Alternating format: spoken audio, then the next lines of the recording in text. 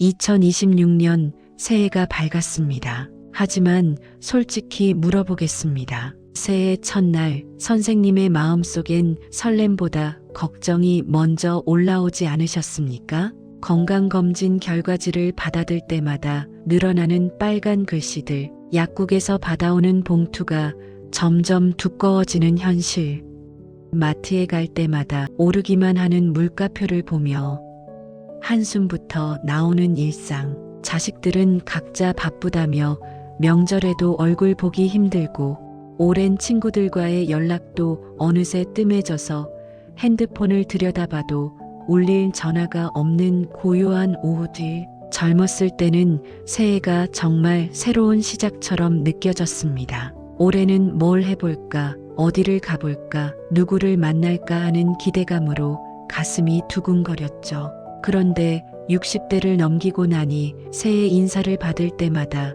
이런 생각이 듭니다. 또 한 해를 버텨내야 하는구나. 올해는 큰 탈 없이 지나갔으면 좋겠다. 이 나이에 무슨 새로운 시작이 있겠어. 그저 조용히 무사히 지나가기만을 바라는 마음. 이것이 지금 많은 60대 어르신들의 솔직한 심정이 아닐까 싶습니다. 주변을 둘러보면 더 막막합니다. 함께 늙어가던 동창은 병원 신세를 지고 있고 평생 모은 돈으로 노후를 준비했다던 지인은 자식 사업 실패로 미천을 날렸다는 소식을 전해 듣습니다. 나는 괜찮을까, 우리 집은 괜찮을까 하는 불안감이 밤마다 찾아옵니다. 새해 첫날 아침 거울을 보며 스스로에게 올해는 좀 나아질까 하고 물어봤지만 돌아오는 대답은 침묵뿐이었습니다. 이 나이에 뭘 더 바라냐고, 건강하게만 살면 되지 않냐고, 스스로를 다독이면서도 마음 한구석에서는 그래도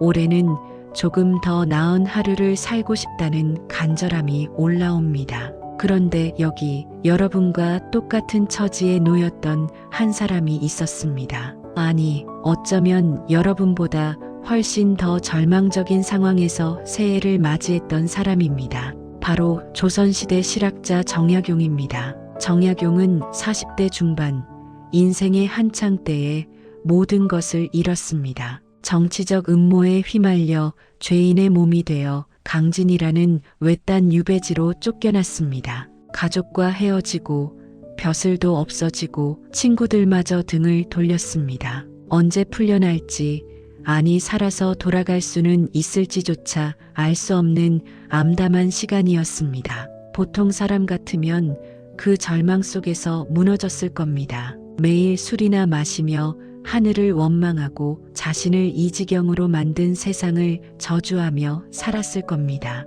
하지만 정약용은 달랐습니다. 그는 유배지에서도 해마다 새해를 맞을 때마다 새로운 계획을 세웠습니다. 오늘은 무엇을 공부할까? 어떤 책을 쓸까?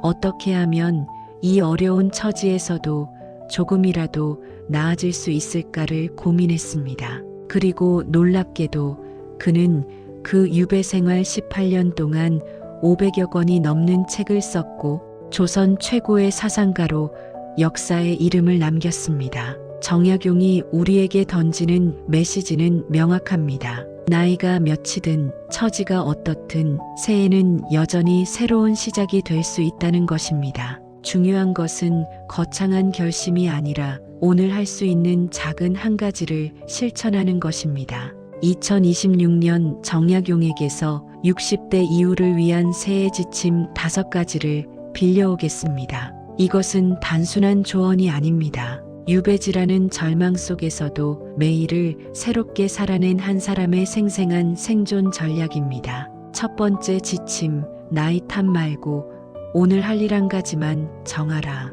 정약용의 철학을 한마디로 요약하면 실사구시입니다. 실사구시란 현실을 직시하되 말만 하지 말고 지금 할 수 있는 일부터 하라는 뜻입니다. 정약용은 유배지에서도 매일 아침 일어나면 오늘의 할 일을 정했습니다. 오늘은 이 책의 이 부분을 읽겠다. 오늘은 제자에게 편지를 한 통 쓰겠다.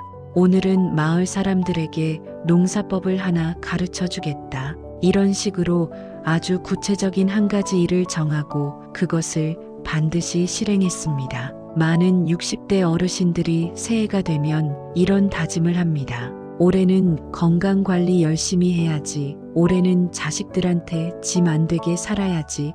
올해는 좋은 사람들 많이 만나야지.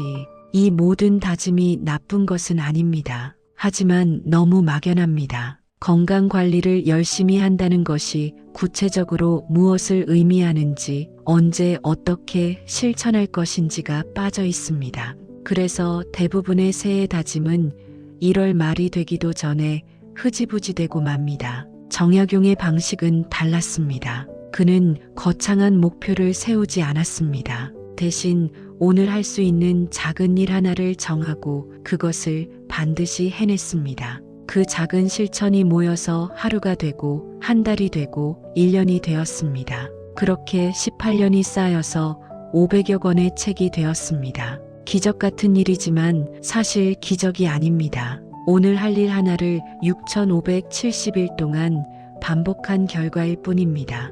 2026년 새해 여러분도 정약용처럼 시작해 보시면 어떨까요? 거창한 계획은 접어두십시오. 대신 오늘 실천할 수 있는 아주 작은 한 가지만 정하십시오. 매일 아침 20분씩 동네 한 바퀴 걷기, 하루에 한 사람에게 안부 전화하기, 자기 전에 책 2페이지 읽기, 이런 것들 말입니다. 너무 쉬워 보입니까?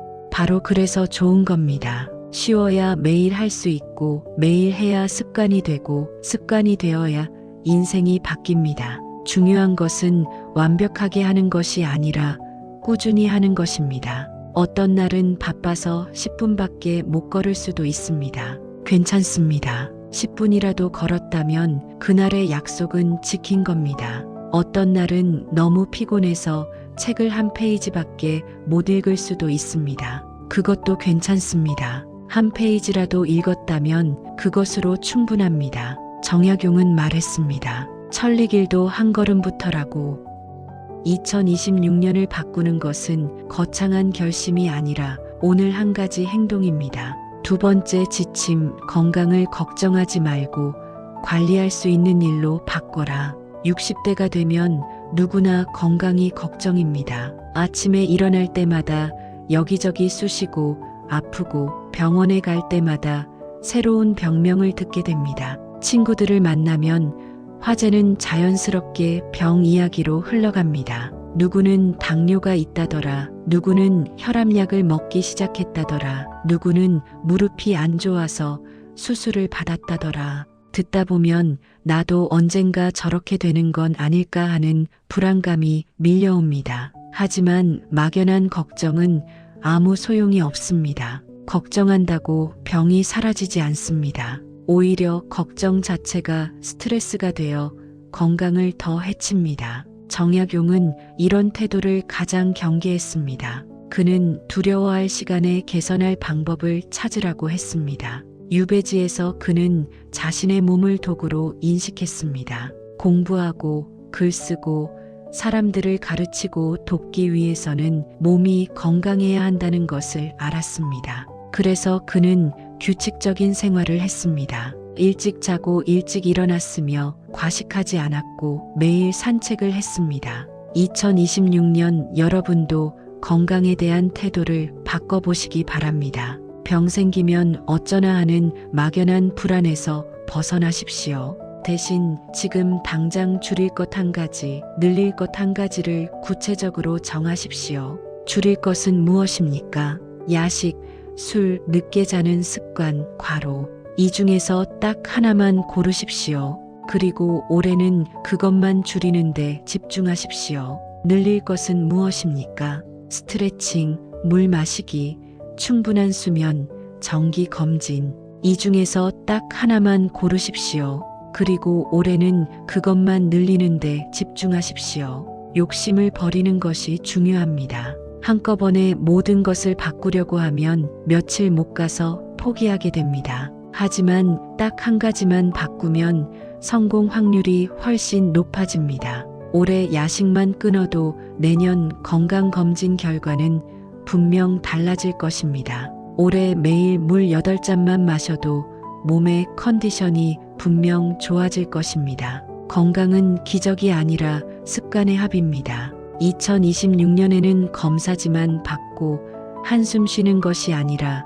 정약용처럼 생활을 설계해야 합니다. 그리고 한 가지 더 중요한 것이 있습니다. 정기 검진을 미루지 마십시오. 많은 어르신들이 병원 가기를 두려워합니다. 혹시 나쁜 소식을 들을까봐, 큰 병이 발견될까봐 검진을 피합니다. 하지만 이것은 어리석은 일입니다. 병은 빨리 발견할수록 치료가 쉽습니다. 늦게 발견하면 손쓸 방법이 없어집니다. 정약용은 현실을 직시하라고 했습니다. 눈을 감는다고 문제가 사라지지 않습니다. 오히려 더 커집니다. 올해는 미뤄뒀던 검진을 꼭 받으십시오. 그것이 나를 지키는 첫 번째 실천입니다. 세 번째 지침, 자식 인생 내려놓고 이제는 내 공부를 시작하라. 정약용은 평생 배우는 어른이었습니다. 어린 시절에는 물론이고 과거에 급제한 후에도 벼슬을 하면서도 심지어 유배지에서도 그는 공부를 멈추지 않았습니다. 경전을 읽고 역사를 공부하고 농업기술을 연구하고 의학을 익혔습니다. 나이 들어서도 배울 것이 있느냐고 묻는 사람에게 그는 이렇게 대답했습니다. 배움에는 끝이 없다. 죽는 날까지 배워야 한다. 많은 60대 어르신들이 자식 걱정으로 하루를 시작하고 자식 걱정으로 하루를 마칩니다. 우리 아들은 직장에서 잘하고 있을까? 우리 딸은 시댁에서 무시당하지 않을까? 손주들은 건강하게 잘 크고 있을까? 이런 걱정들이 머릿속을 가득 채웁니다. 물론 자식을 걱정하는 것이 나쁜 것은 아닙니다. 하지만 문제는 그 걱정이 내 삶을 집어삼킬 때입니다. 자식 걱정한다는 이유로 정작 내 인생은 텅 비어 있습니다. 솔직히 물어보겠습니다. 자식이 장성해서 결혼하고 떠난 후 선생님은 무엇을 하며 시간을 보내십니까? 하루 종일 TV만 보고 계시지는 않습니까? 친구들 만나서 남 얘기만 하고 계시지는 않습니까? 자식 전화만 기다리며 핸드폰만 들여다보고 계시지는 않습니까? 이것은 삶이 아닙니다. 기다림입니다. 누군가를 기다리며 시간을 보내는 것은 내 인생을 사는 것이 아닙니다. 2026년부터는 나를 위한 공부를 시작하십시오. 공부라고 하면 어렵게 생각하실 필요 없습니다. 학교 다닐 때 하던 그런 공부가 아닙니다. 내가 궁금한 것, 내가 배우고 싶은 것, 내가 해보고 싶었던 것을 배우는 겁니다. 스마트폰 사용법을 배워도 좋고, 글쓰기를 배워도 좋고, 그림을 배워도 좋고, 악기를 배워도 좋습니다. 역사에 관심이 있다면 역사 공부를 하고, 문학에 관심이 있다면 책을 읽으십시오. 동네 평생교육센터에 가면 다양한 강좌가 있습니다. 도서관에 가면 무료로 들을 수 있는 강의가 많습니다. 중요한 것은 시작하는 것입니다. 이 나이에 무슨 공부냐고 하지 마십시오. 정약용은 40대, 50대에도 새로운 것을 배우고 연구했습니다. 그래서 우리는 지금 그의 책을 읽고 그의 사상을 공부합니다. 60대 이후의 공부는 남을 위한 것이 아닙니다. 나를 살리는 것입니다. 새로운 것을 배울 때 뇌는 활성화됩니다. 치매를 예방하고 우울증을 막습니다. 무엇보다 배우는 기쁨, 성장하는 기쁨을 느낄 수 있습니다. 이것이야말로 노년의 가장 큰 행복입니다. 네 번째 지침, 혼자 있는 시간은 괜찮지만 고립은 절대 허락하지 마라. 정약용은 유배지에서 사람을 잃었습니다. 가족과 떨어져 있었고 친구들은 연락을 끊었고 혼자 외로운 시간을 보내야 했습니다. 하지만 그는 관계를 포기하지 않았습니다. 끊임없이 편지를 썼습니다. 아들에게, 제자에게, 옛 친구에게 편지를 보내며 생각을 나누고 안부를 물었습니다. 그리고 유배지에서 만난 사람들, 마을 주민들, 아이들을 가르치며 새로운 관계를 만들었습니다. 그는 혼자 있었지만 고립되지 않았습니다. 많은 60대 어르신들이 관계를 포기합니다. 나이 들면 다 그렇지. 친구들도 다 바쁘고 자식들도 각자 살기 바쁜데 뭐. 이런 식으로 체념합니다. 그리고 점점 집 안에만 있게 됩니다. 밖에 나가는 것도 귀찮고 사람 만나는 것도 피곤하고 그냥 집에서 TV나 보는 게 편합니다. 처음에는 괜찮습니다. 혼자 있는 것도 나쁘지 않습니다. 하지만 시간이 지나면서 문제가 생깁니다. 우울해집니다. 무기력해집니다. 말할 사람이 없으니 말수가 줄어들고 움직일 일이 없으니 몸이 약해집니다. 전문가들은 경고합니다. 고립은 흡연만큼 위험하다고. 혼자 있는 것과 고립은 다릅니다. 혼자 있어도 사회와 연결되어 있고 누군가와 소통하고 있다면 괜찮습니다. 하지만 아무와도 연락하지 않고 아무도 나를 찾지 않고 나도 아무도 찾지 않는 상태가 지속되면 위험합니다. 건강도 나빠지고 정신도 무너집니다.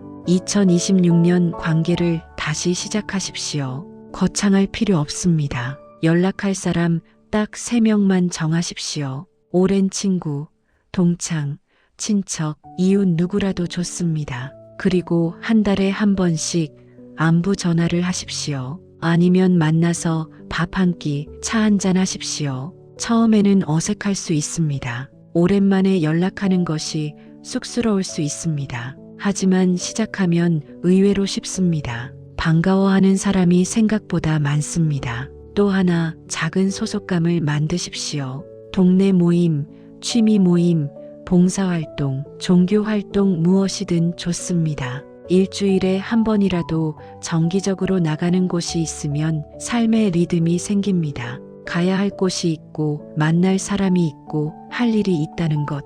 이것만으로도 삶의 의미가 달라집니다. 정약용은 유배지에서도 사람을 향했습니다. 60대 이후의 인생은 몇 명과 깊이 연결되어 있느냐가 행복을 가릅니다. 5번째 지침, 불평을 줄이고 하루에 한 가지 작은 개선을 남겨라. 정약용은 항상 어떻게 하면 더 좋게 만들 수 있을까를 생각한 사람입니다. 법과 제도가 잘못되었다고 불평만 하지 않았습니다. 어떻게 고쳐야 할지 구체적인 방안을 제시했습니다. 다리가 불편하면 새로운 다리를 설계했고 수레가 비효율적이면 개선된 수레를 만들었고 마을 조직이 문제가 있으면 새로운 시스템을 제안했습니다. 그는 불평하는 사람이 아니라 개선하는 사람이었습니다. 그래서 우리는 그를 실학자라고 부릅니다. 많은 60대 어르신들이 불평하며 삽니다. 요즘 세상 왜 이 모양이냐? 정치인들은 도대체 뭘 하는 거냐? 젊은 세대는 버릇이 없다. 물가는 왜 이렇게 오르는 거냐? 뉴스를 보면 화가 나고 거리를 걸으면 한숨이 나옵니다. 물론 불평할 만한 이유가 있습니다. 세상이 마음에 안 드는 것도 사실입니다. 하지만 문제는 불평만 하고 아무것도 바꾸지 않는다는 것입니다. 2026년 정약용처럼 살아보십시오. 불평을 줄이고 개선을 시작하십시오. 세상 전체를 바꿀 수는 없습니다. 하지만 내가 서 있는 이 자리, 내가 사는 이 집, 내가 속한 이 가족은 조금씩 바꿀 수 있습니다. 집이 어지러우면 하루에 한 공간씩 정리하십시오. 서랍 하나, 옷장 하나, 책장 하나. 매일 조금씩 정돈하다 보면 한 달 후에는 집이 완전히 달라져 있을 것입니다. 가족과의 대화가 불편하면 대화법을 바꿔보십시오. 자식에게 전화할 때 잔소리부터 하지 말고 그냥 목소리가 듣고 싶어서 전화했다고 말해보십시오. 손주에게 좋은 습관 하나를 가르쳐 주십시오. 정리정돈하는 법, 인사하는 법, 감사하는 법. 작은 것 하나라도 제대로 가르치면 그것이 손주의 평생 습관이 됩니다. 동네에 불편한 것이 있으면 구청에 건의하십시오. 보도블록이 파손되었다면, 가로등이 어둡다면, 쓰레기통이 필요하다면 민원을 넣으십시오. 한 사람의 작은 목소리가 동네를 바꿉니다. 정약용처럼 한 사람이 바꾼 작은 생각이 다음 세대의 평범한 일상이 됩니다. 그가 개선한 농기구를 농민들이 사용했고 그가 제안한 제도를 후대가 받아들였습니다. 지금 우리가 누리는 많은 편리함은 과거 누군가의 작은 개선에서 시작되었습니다. 2026년 나도 작은 개선을 남기는 어른이 될 수 있습니다. 불평하는 입을 닫고 손을 움직이십시오. 그것이 정약용이 우리에게 남긴 마지막 가르침입니다. 사랑하는 어르신 여러분, 2026년 새해가 두렵고 막막하게 느껴지셨다면 오늘 이 이야기를 기억하시기 바랍니다. 정약용은 모든 것을 잃고 유배지에 갇혔지만 매일을 새해 첫날처럼 살았습니다. 오늘 할 일을 정하고 건강을 관리하고 공부하고 사람들과 연결되고 작은 개선을 만들어냈습니다. 그 결과 그는 18년의 유배 생활을 조선 역사상 가장 찬란한 지적 성취의 시간으로 바꿔놓았습니다. 60대에게 새해는 얼마나 남았나를 세는 시간이 아닙니다. 오늘 무엇을 남길까를 정하는 시간입니다. 거창한 계획은 필요 없습니다. 오늘 할 수 있는 작은 일 하나면 충분합니다. 그 하나가 모여서 한 달이 되고 1년이 되고 남은 인생이 됩니다. 2026년 우리도 오늘을 새해 첫날처럼 시작하면 충분합니다. 여기는 현자 철학당입니다. 옛 철학자의 지혜를 오늘 60대의 삶에 딱 맞게 풀어드립니다. 2026년 정약용처럼 한 걸음이라도 앞으로 가고 싶으시다면 지금 이 채널을 구독해 두세요. 올해도 한 주에 한 번 선생님 인생을 덜 힘들게 해줄 철학 한 조각을 전해드리겠습니다. 좋아요와 댓글로 선생님의 2026년 새해 다짐을 한 줄 남겨보세요. 말로 꺼내는 순간 이미 첫 발을 떼신 겁니다.